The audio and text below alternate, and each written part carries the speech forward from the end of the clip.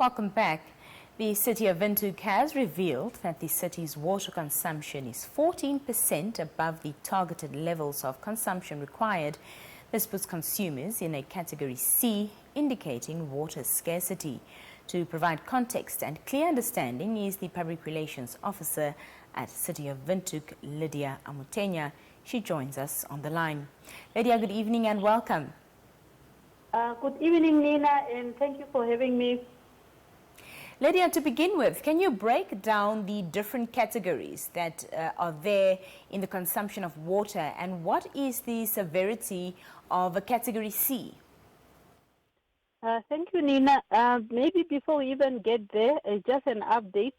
The water consumption of the week starting the 27th of February to the 4th of March actually also indicate that we have exceeded our consumption with 19% over the required target of at least 10% saving.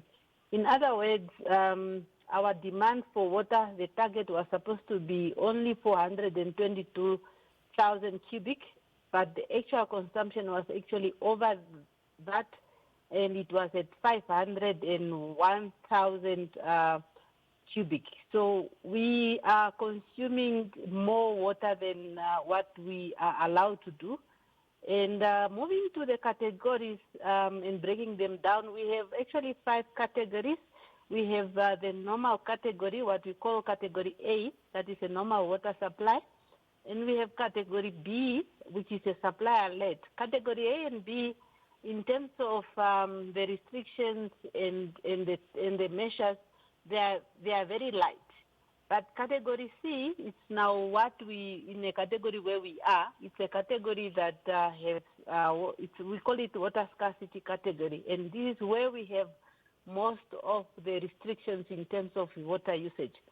Here is where we are talking about, for instance, you should not wash your car using a hose pipe. You should also not plant new plants or come up with a new garden. You also should look at other things, for instance, like monitoring your water meters on a daily basis to pick up those potential water leakages and fix them promptly. And also no fountain should be operated under these categories and so many other measures that are in this category. However, what is important to note is actually that we are actually supposed to be moving into the next category, because if you look at the levels of the dams that are actually saving us, and you look at the speed or the rate at which these dams are, water is actually finishing up or reducing, it shows that we're supposed to actually move to the next category. But there are protocols in terms of how the categories are determined, meaning that the review needs to be taken in terms of the outlook, the water, the rain outlook, where NAMWater would usually have a stakeholders analysis, a stakeholders workshop to analyze the outlook and determine what is the way forward.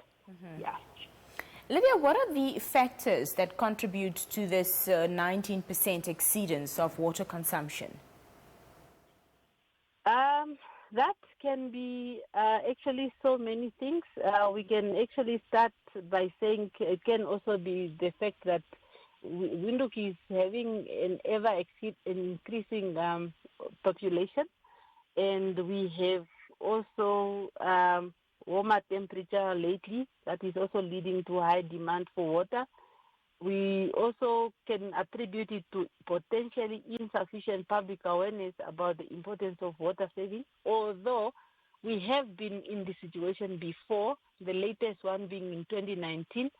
So it's not something new, but remember, we continuously need to be reminded. Ideally, the water saving measures, water saving habit is supposed to be a lifestyle event or a lifestyle habit. It's not something that we're supposed to do when we don't have water, but it's supposed to be part of our lifestyle. But yeah, so that is actually where we are, and those are some of the contributing factors. And it has really been very warm or hot lately, and of course also that leads to a lot of water usage. Fantastic. Well, talk to us about what measures the municipality is planning to implement in response to the increased water consumption.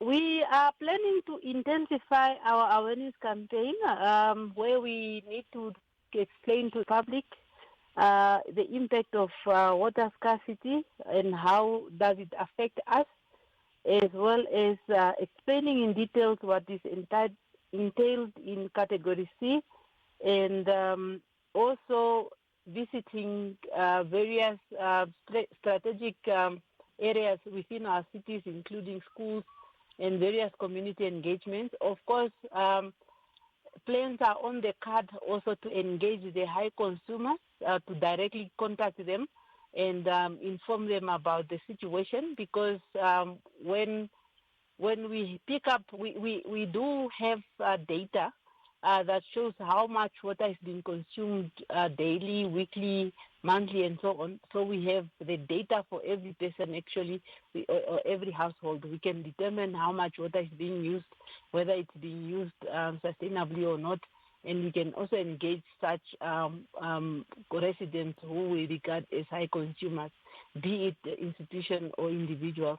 So these are some of the immediate action that we are planning to do. In fact, we have already started with the campaign. It's just that we also need to make sure that talking to everybody at a different level, and we need to directly also speak to the high consumers directly, because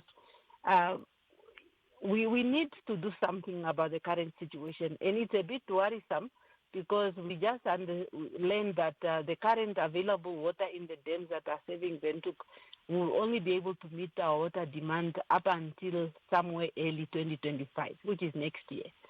So if no enough rainwater comes through the dams, then it means the boreholes as well as the reclamation plant won't be able to sustain the city demand, water demand.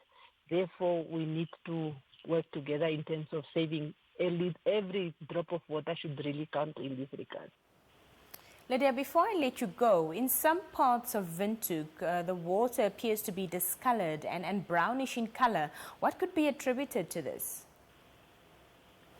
For the city to ensure that the required water supply to residents is sufficient, the city is supplementing the Windhoek drinking water supply via our emergency borehole scheme.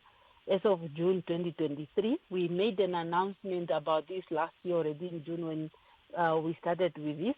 And as a result, there are actually some observable changes from the norm with regards to the taste, color, and smell of our drinking water or potable water.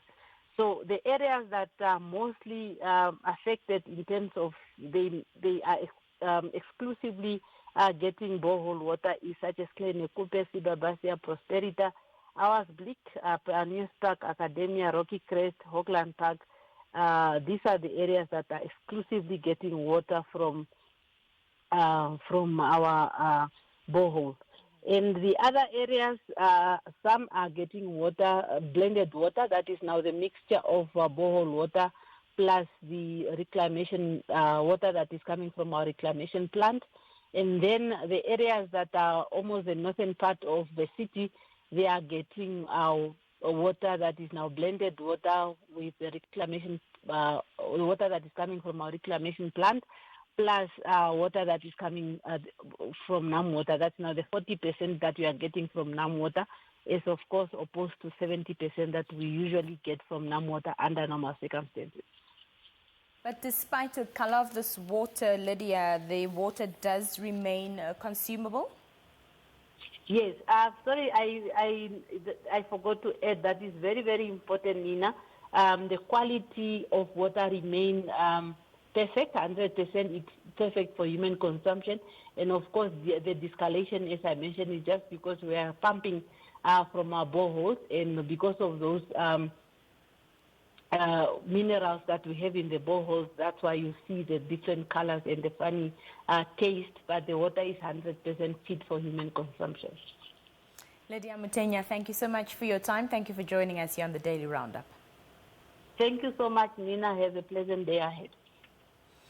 Let's take a look at our global news roundup. When we come back, we engage Dr. Nelson Makemba.